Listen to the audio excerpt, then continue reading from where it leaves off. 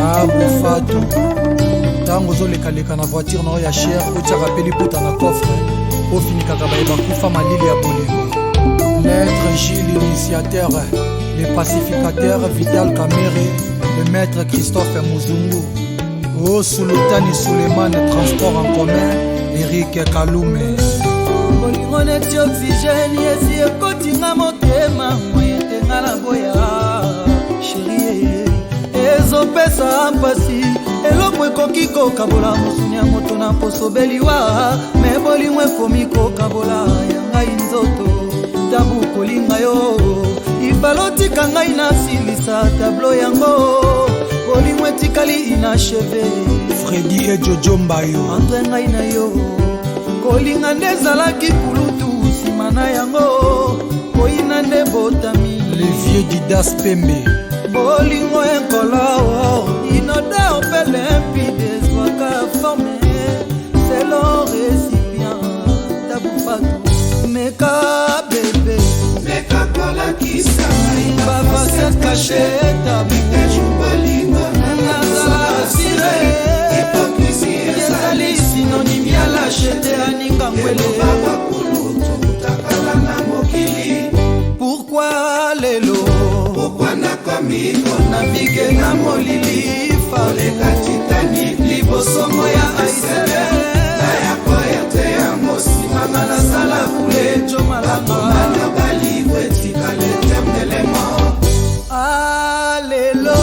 lelo nakomi deprime nervose epe malaise likolo ya basouffrance alok nakoki ovivre te na prefere nanga nasala etanasi apres liwa yo koyebaki nalingaki yo bebe tabu fatu karine chitenge mikla.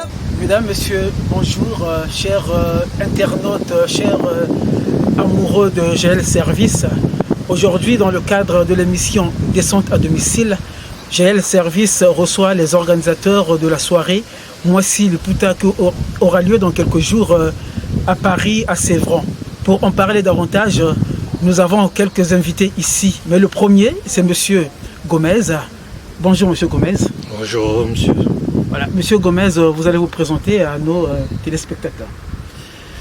Bonjour à vous tous. Merci beaucoup d'être venus vers nous pour effectivement passer cette interview qui est en sens tout à fait capital pour l'organisation de la soirée Moissy Liputa le 20 mai à Sevran-Bodot de 18h à l'aube.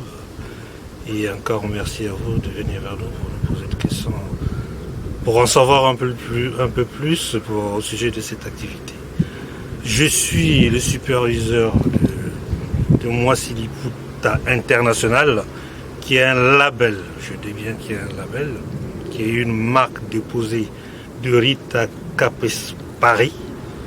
Et elle vous invite, je reviens sur ça, parce que c'est la date capitale, très importante, le 10 mai à Sevran-Bodot. Merci. Ok, vous êtes le superviseur de ce grand événement qui aura lieu le 10 mai à Sevran-Bodot, organisé par le label Moissy Liputa. Est-ce que peut-on savoir c'est quoi le label Moissy Liputa? C'est une organisation, une association, une mutuelle de femmes alors? En fait, c'est une inspiration de Rita Capes Paris qui lui est arrivée le 3 septembre 2018. Derrière cette inspiration, il y a un fond.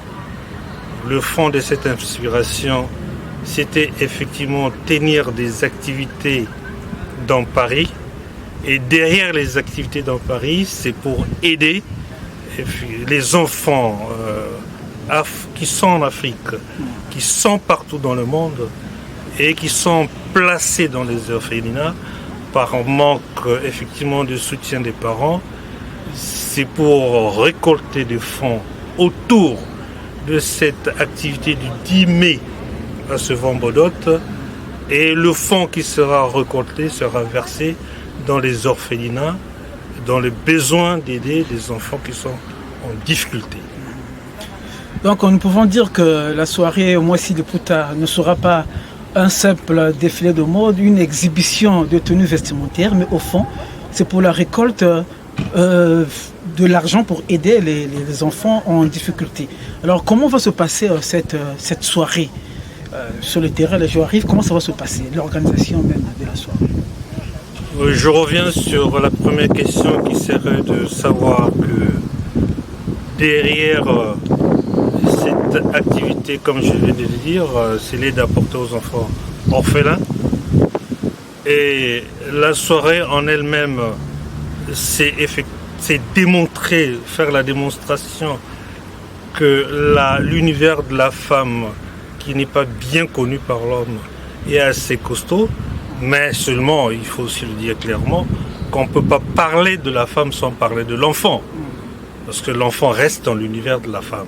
C'est vrai que nous allons célébrer la première édition du Mwasiliputa International. En passant, je salue les amis de Rita Caprice de Paris qui sont en train de le suivre de jour et nuit sur sa page, ceux qui sont en Afrique, en Europe, en Amérique, partout dans le monde, parce que c'est un label international. Et pour revenir à votre question, cette soirée va se passer d'une manière aussi classique et simple, à savoir, à partir de 18h, nous allons effectivement recevoir nos invités jusqu'à l'aube. Mais pour y arriver à l'activité, l'essentiel est de savoir que le billet, les tickets d'abord, sont vendus chez Connivence Boutique, excusez-moi pour la vitesse de la parole, et Dida, et ensuite Tati, tous dans le 18e arrondissement de Paris.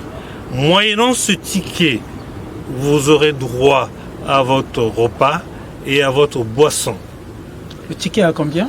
Le ticket est à 20 € seulement. Seulement. Et ce ticket a valeur d'or pour la simple raison que à partir de l'achat d'un ticket, vous allez aider, je parle bien aux invités, vous allez aider les enfants qui sont en difficulté en Afrique, partout dans le monde.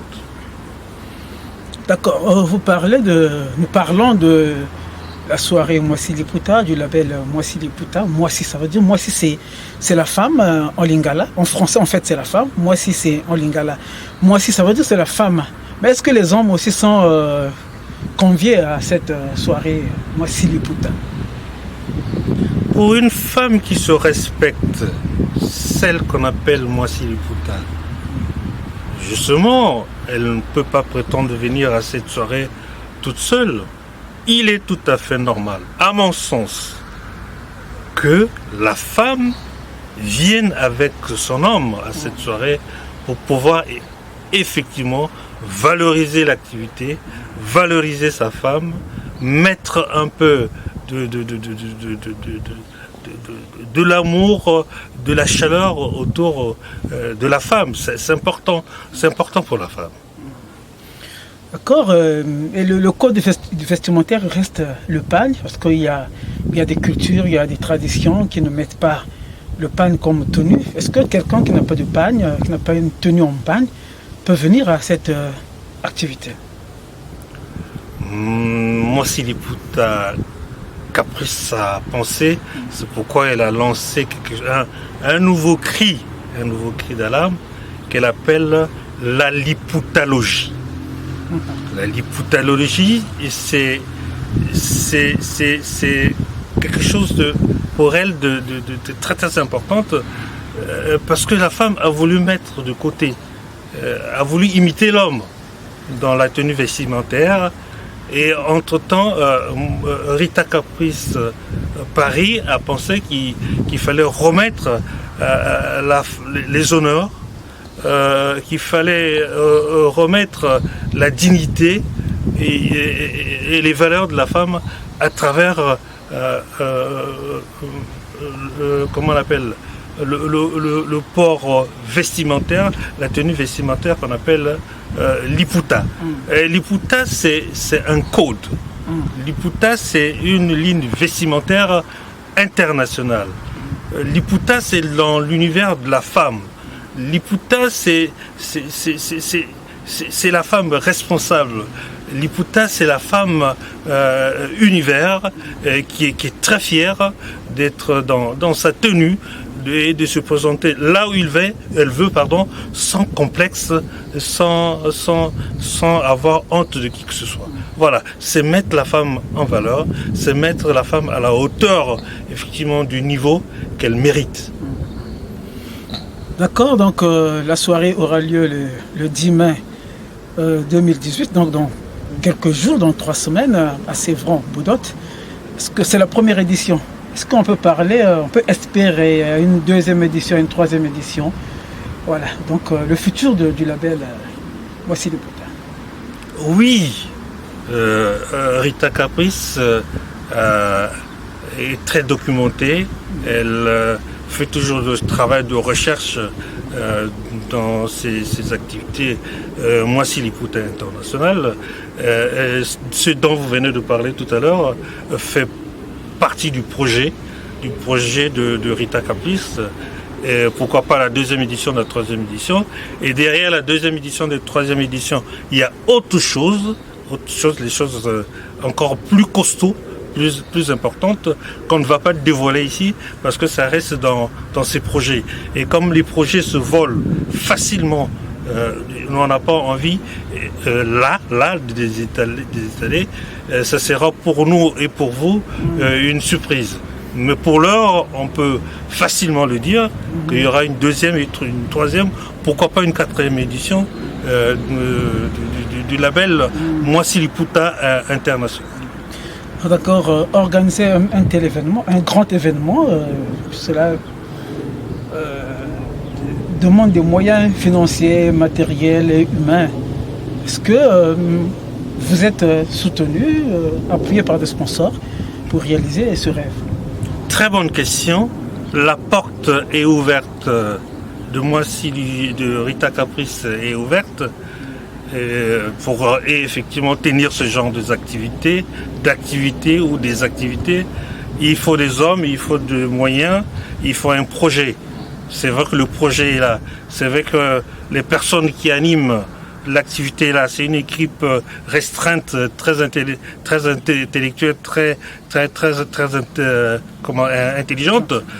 C'est vrai que tout le monde est là, mais il manque de moyens. Alors, la porte reste ouverte. S'il y a un sponsor qui souhaiterait investir dans les activités Voici Liputa International, qu'il soit les bienvenus. C'est ce qu'on attend, et on vous attend.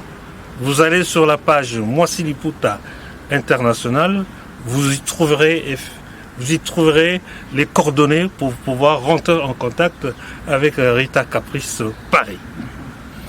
D'accord, voilà. Nous sommes à la fin de cet entretien. Est-ce que vous avez un dernier mot ou des salutations ou des remerciements adressés à ceux qui nous suivent, à vos futurs invités, etc. Sincèrement, c'est des mots qui sortent droit de mon cœur. C'est beaucoup de plaisir que j'ai. C'est un grand honneur pour les amis Voici Liputa International qui suivent sa page tous les jours, nuit et jour, ceux qui sont partout dans le monde, parce que si le label Voici Liputa est appelé international, justement c'est international, c'est suivi partout dans le monde. Et à ceux-là, et à ceux qui sont à Paris, et à ceux qui viendront le 10 mai, soirée Voici Liputa International, à Sevran-Boudot, le dernier mot à leur dire, j'ai cherché dans le dictionnaire, partout, j'ai pas trouvé un seul mot, c'est justement de leur dire, tout simplement, merci, on vous attend. Vous ne serez pas déçus. Merci, chers téléspectateurs, futurs invités, futurs participants à la soirée Voici Liputa International. Alors, c'était Monsieur Gomez, donc superviseur de Moissy Liputa International.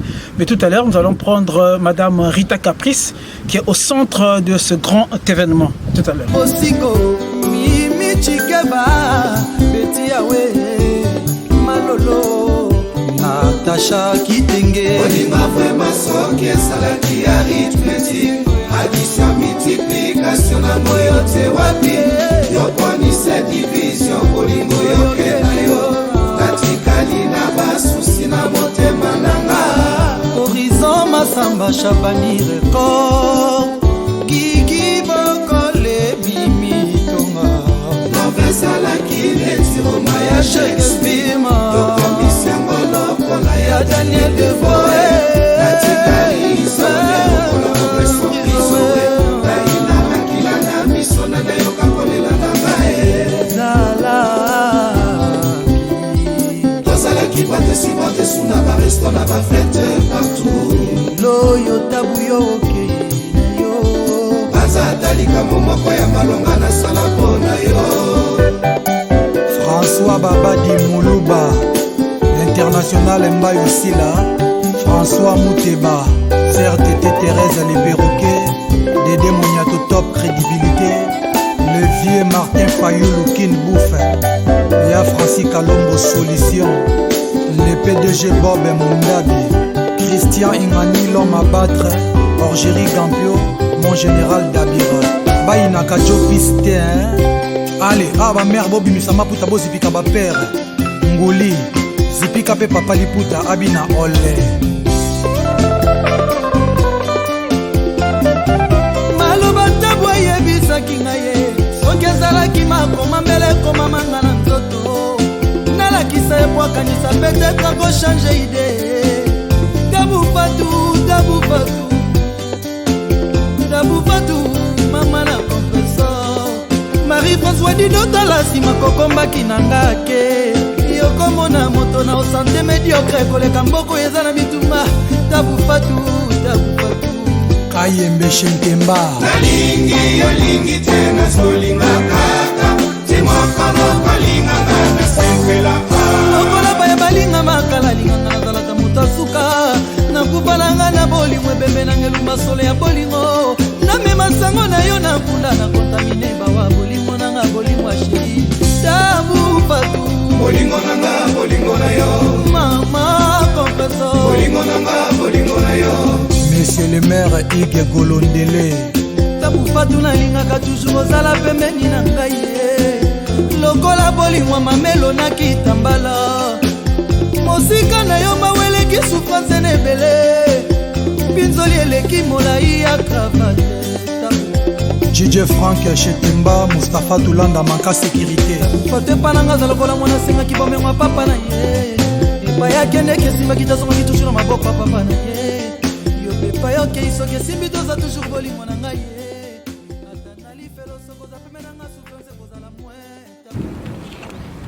Mesdames, Messieurs, bonjour. Tout à l'heure, nous étions avec Monsieur Gomez, le superviseur du label Moissy Liputa International. Maintenant, nous sommes avec deux dames. Madame Rita Caprice International, c'est la conceptrice du label Moissy Liputa.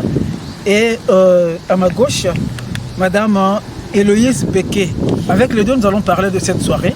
Mais pourquoi tout va Tokoloba Nalingala, peut Tokoloba Pena, Namonokutuba. Maman Caprice Rita Caprice International, Bonjour, Mbote. Ah, voilà. Nous avons organisé le dimanche, au Ezoyaka, soirée, Boutou ya Monene, au Babengi, Moissy, soirée Moissy Liputa International. Alors, est-ce que, beaucoup de Yebisana, Bato Obazo Landabiso, soirée wana ezali nini kozala kuna, nini kosalema kuna? Oui, soirée wana eza soirée moko ya basi oyo balataka liputa. Soirée wana tomonaki pour Rita Caprice Moissy Liputa eza la belle. Pour la belle wana pour bato ebele batalaka ngo dans le monde entier. Yango wana tolobaki te pour te fêter première édition na biso te présenter la femme dans le monde entier. Dans la soirée wana basi nyonso balata maputa.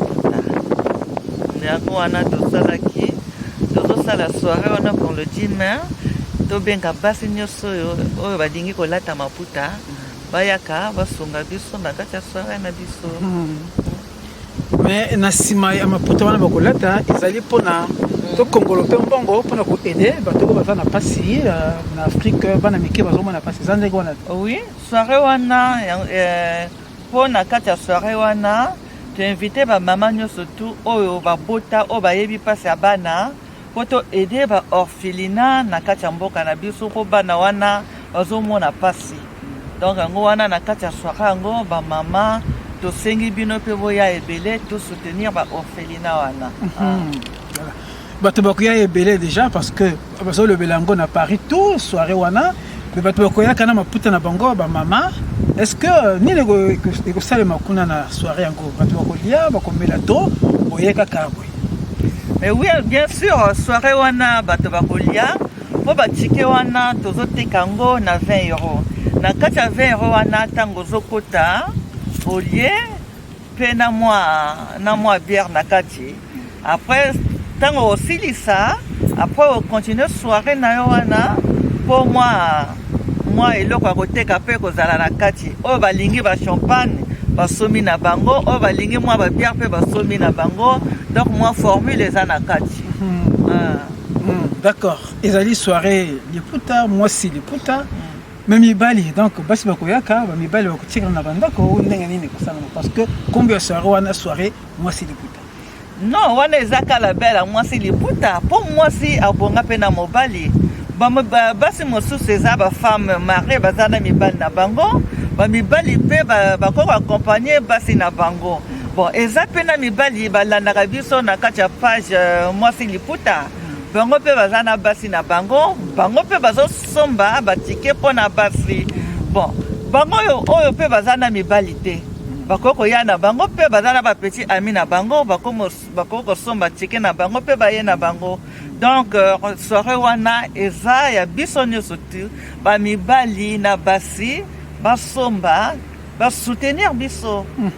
Sans mobali mwasi ako kozala te donc bengi mpe mbela epa bamibali bango mpe baya.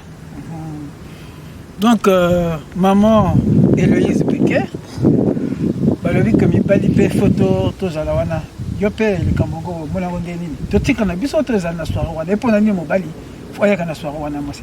Non, mais ndenge lokola mama Caprice alobi mwasi abongi na père donc mwasi nyonso ifo ayaka na mobali na ye oyo aza na mobali te aye ye moko aya kosepela na biso ensemble. Donc vraiment mibali bapapa botika basi balata maputa bakanga maputa bayaka bino mpe boyaka na bino mpe soki bino mpe bapapa bokolata mpe bamaputa mpe bosali banzambala na bino mpe boye nango mpe esala mpe kitoko. Donc il faut boyaka vraiment tosepela fête monene. Bamibali bakoyaka bakakompanye basi na bango maintenant batike bakokozwa yango wapi? Eza na combien? Eza na boni maintenant bakokozwa yango wapi? Le point de vente. Bon, batike Rita Caprice mokonzi na biso asi apisaki biso batike toteka donc nga mpe na batike na ndako donc Rita Caprice mpe aza na batike. Bon, soki oke mpe na connivence mpe batike eyali donc numéro na ngai eza 07 53 80 01 05 bobengi mpe maman Rita bozwi ye batike nga na eyali vraiment il faut boyaka na batike wana tokolia tokosepela tokomela. Voilà. Merci. Tokozonga na mama Rita Caprice International oyo azali organisatrice ya liboso ya yambo ya soirée wana ya mwasi liputa international. Donc maman tike eza na boni pour rappeler biso tike totie tike na 20 euros donc na kati ya tike wana ozokota olie mpe na yo baservir yo donc na kati ya 20 euros wana makambo nyonso so eza na kati. Soki olingi okontinue soirée na yo mwa bare mpe kozala pembeni wana à partir de 0 heure tokoti na kati ya bar mais à partir de 20 heures jusqu'à 23 heures vraiment wana na kati ya 20 euros na bino wana bolie na bino na mwa canette mpe eza pembeni na kati. Après 0 heure tokomi na kati ya loyenge kwa na kati ya bar na biso. Donc organiser soirée ya boye butu mobimba bino bazwi bamoyen wapi? Est-ce que vous avez un sponsor? Sponsor, maison, ils ont Peugeot, ils ont Renault. Est-ce que bango bazwi ba sponsor bazwi ko aider bino pour organiser soirée wana? Bon, soirée comme eza première édition, biso kaka na mobali nanga to signé ka mobali na yo nani? Monsieur Gomez, le superviseur. Monsieur Gomez, le superviseur. Donc, nanaye kaka motolobi, non, pourquoi pas. Tolobi kaka, non. Allons-y. Bon, prochainement, ce que te dis, bateau, bakosungabiso, mais pourquoi pas. Porte les apolélés, hein. Mais pour l'heure, comme c'est la première édition, et moi, c'est les putas, bon.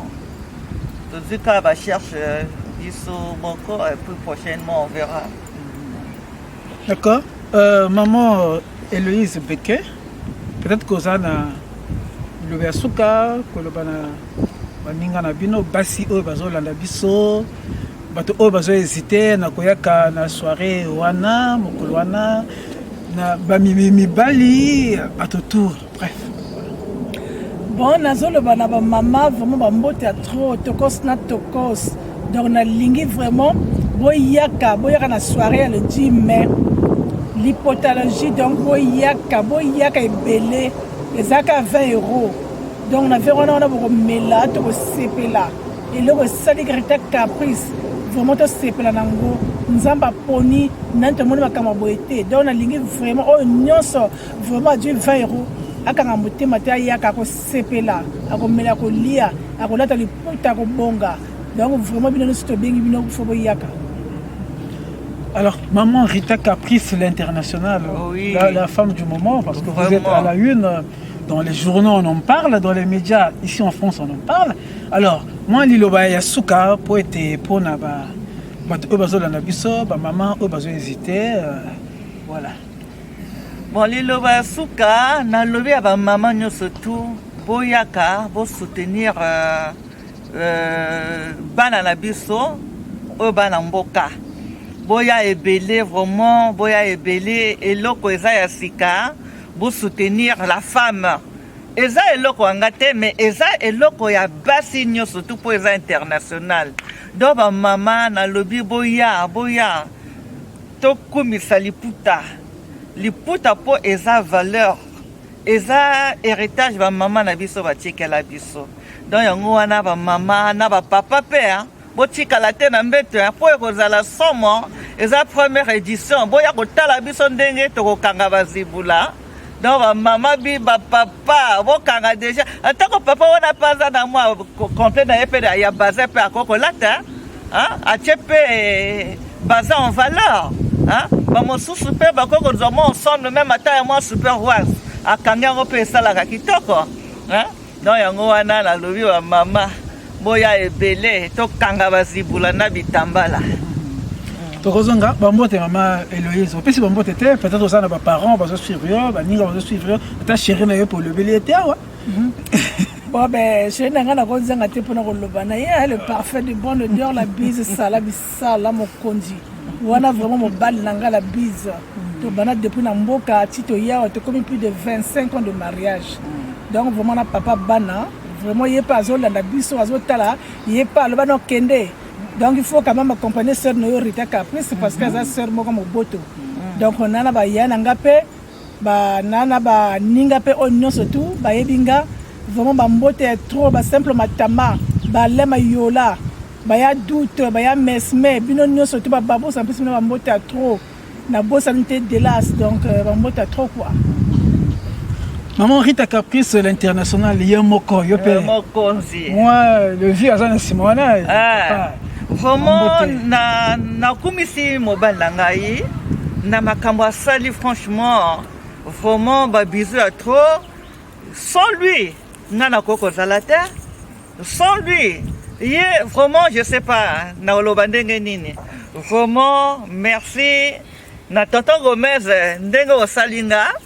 Ndenge na komi losako ya 3 losaka na yo nzamba pambola yo yango wana napesi bamama nyonso tu ya liputa oyo batalaka nga bambote ebele vraiment napesi bino losako na ndenge bosoutenir nati nakomi baniveau oyo napesi mpe bamama liputa ya Pointe Noire, Brazzaville, États-Unis, Canada, Kinshasa, Belgique, dans le monde entier ndenge batalaka mwasi liputa vraiment napesi bino bambote na ba oyo bana parite baza mosika soki mpenza balingi tokoya na biso mpe surtout bana Brazza napesi bamama ya Brazza mbote ebele vraiment bozelanga mpe soki mpenza basungi mwasi liputa mpe ekokende Brazza ti Pointe Noire napesi bino bambote a trop babiso a trop sans oublier petit nanga